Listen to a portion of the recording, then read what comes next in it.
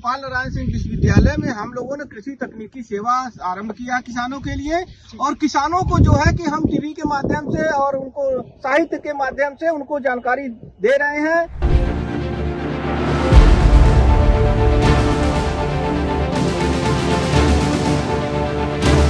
इसके बारे में हमें बताना चाहेंगे कि जब भी गेहूं की फसल कटाई हो जाती है उसके बाद तुरंत खेत में पलेवा कर देना चाहिए। जब खेत जो है जुताई के योग्य हो जाए तो उसको जुताई करके मिट्टी को भुरभुरी बना लेना चाहिए।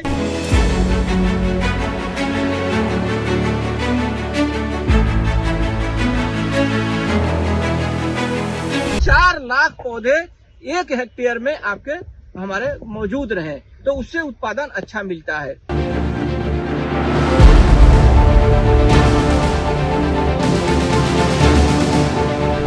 ग्राम राइजोबियम कल्चर, आधा किलोग्राम गुड़ में उसको पानी में मिला करके घोल करके गर्म करते, फिर ठंडा करके 10 किलोग्राम बीज की मात्रा को उसमें छिड़क करके मिला करके बुआई करते हैं।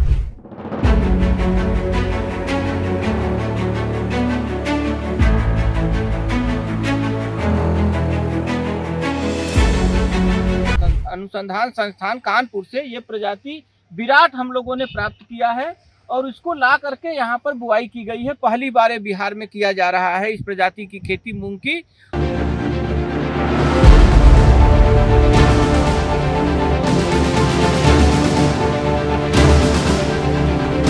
देखिए ये फसल जो है कि हमारा 60 से 65 दिन में पक करके तैयार हो जाएगी।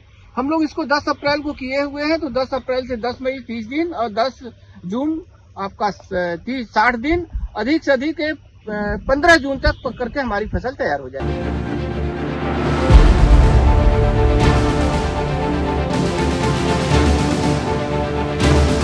देखिए, वैज्ञानिक तरीके से खेती अगर की जाए तो कम जमीन में भी अधिक मुनाफा हो सकता है।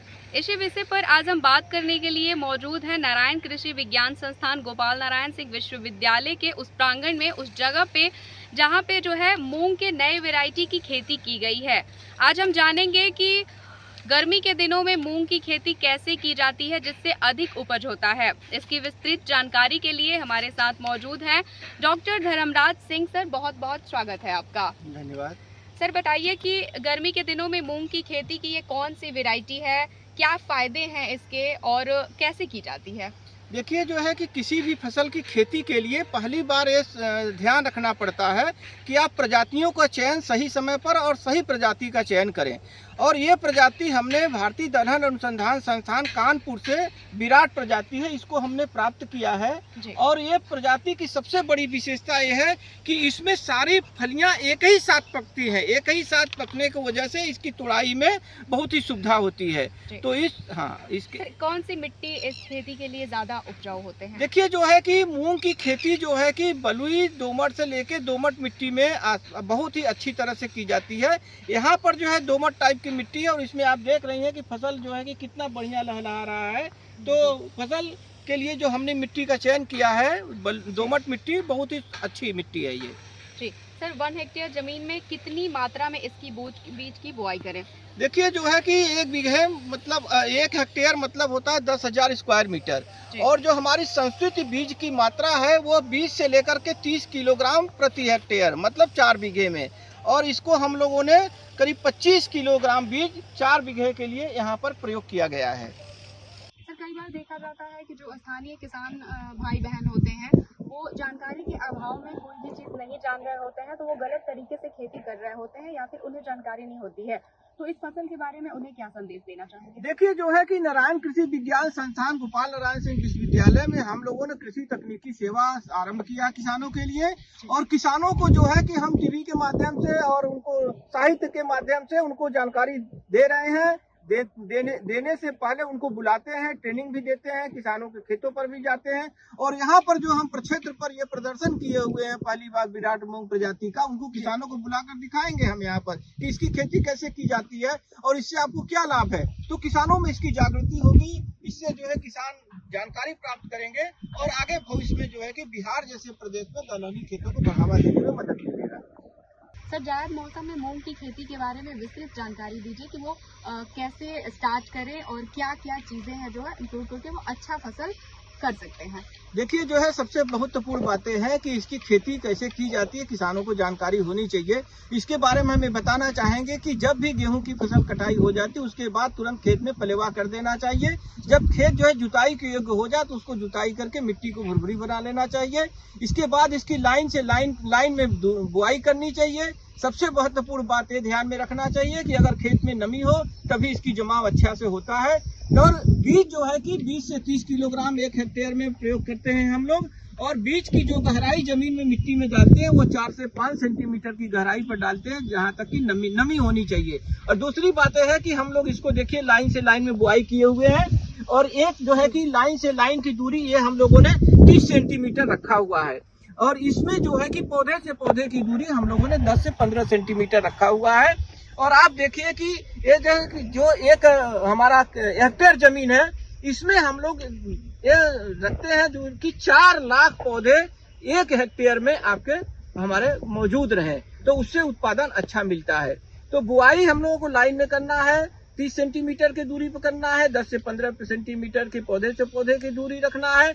उसके बाद सबसे महत्वपूर्ण यह है कि हम लोग इस पे 3 से 4 सिंचाई संस्तुत करते हैं कि पहली बुआई के 20 से 25 दिन के अंदर में पानी जरूर देना चाहिए। फिर इसके बाद 10 से 15 दिन के अंतर पर सिंचाई जरूर करते रहना चाहिए, जिससे कि इसको समय से इसकी जो ग्रोथ है, इसका वृद्धि है होता रहे। अभी समय आप देखिए कि हमारा जो ये फसल है इस समय जो है देखिए इसमें जो है हमारा ये फूल देखिए आने लगे हैं बहुत ही अच्छे। और इसमें जो है देखिए पॉट फॉर्मेशन भी हमारा शुरू हो गया है। तो हमारी फसल इस समय बहुत ही अच्छी चल रही है और ये हमें पूरी उम्मीद है कि हमारा ये जो है कि लास्ट जून मई तक जो है कि सारी इसमें पॉट फॉर्मेशन हो जाएगा। और ये जो है कि हम कीड़ों जैसे कीड़े बीमारी भी लगते हैं उसका हम शुरू में ही उपचार कर देते हैं। कितने समय में फसल तैयार हो जाता है? देखिए ये फसल जो है कि हमारा 60 से 65 दिन में पक करके तैयार हो जाएगी। हम लोग इसको 10 अप्रैल को किए हुए हैं, तो 10 अप्रैल से 10 मई 30 दिन और 10 जून आपका 60 दिन, अधिक से अधिक 15 जून तक पक करके हमारी फसल तैयार हो जाएगी। सर, बाकी मौसमों के अपेक्षा में गर्मी के दिनों में इस फसल को उगाने का क्या लाभ होता है? देखिए जो है कि गर्मी के सीजन में जो है कि गेहूं के बाद एक खेत खाली रहता है और वैज्ञानिकों ने अब जो है इसकी खेती गर्मी के मौसम में करने के लिए बहुत अच्छी अच्छी प्रजातियों का विकास कर लिया है। और जिसमें सबसे अच्छी प्रजाति यहाँ पर हम लोगों ने किया है ये विराट प्रजाति। ये 65 दिन में पककर तैयार हो जाती है। ये जो है कि गर्मी के सीजन के लिए उपयुक्त है और इसको बोने से हमारी जो है जो सबसे बड़ी अच्छाई है कि हमको जो है कि दाल के साथ साथ इस खेती की उर्वरा शक्ति को भी बढ़ाने में मदद मिलती है, क्योंकि इसकी जड़ों में जो राइजोइड बैक्टीरिया होते हैं जो नाइट्रोजन वातावरण में विषैला होता है उसको जड़ों से सोख करके मिट्टी में पहुंचा देते हैं और उसके बाद जो फसल हम लेते हैं वो जो है बहुत अच्छी फसल होती है। इस तरह से हम आपको कहना चाहेंगे कि जायद में मूंग की खेती यहाँ पर नारायण कृषि विज्ञान संस्थान में पहली बार हम लोगों ने किया है और इसको किसानों तक पहुँचाने के लिए हम लोग प्रयास कर रहे हैं। और हमारे आदरणीय गोपाल नारायण सिंह जी हमारे विश्वविद्यालय के चांसलर हैं, उनके निर्देशानुसार ये जो है कि हम लोगों ने पहली बार वैज्ञानिक मूंग की खेती को यहाँ पर किए हुए हैं। बहुत बहुत धन्यवाद सर। देखिए ये थे हमारे साथ डॉक्टर धर्मराज सिंह सर, जिन्होंने मूंग की खेती, गर्मी के दिनों में मूंग की खेती करने को लेकर विस्तृत जानकारी दी। इन्होंने बताया कि किसान भाई जो हैं वो कैसे इस खेती को करेंगे जिससे उन्हें कम जमीन में भी अधिक उपजाऊ कर पाएंगे। बाकी चीजें ऐसे जो नारायण कृषि विज्ञान संस्थान है यहाँ यह प्रावधान भी है कि जो किसान जानकारी नहीं है जिनको वो यहाँ पर आकर विस्तृत जानकारी ले सकते हैं और इस खेती को या फिर किसी भी फसल की खेती को स्टार्ट कर सकते हैं। तो ऐसे ही अगले विषय में हम किसी और जानकारीपूर्ण किसी और जानकार व्यक्ति से बात करेंगे। तब तक के लिए दीजिए इजाजत। धन्यवाद।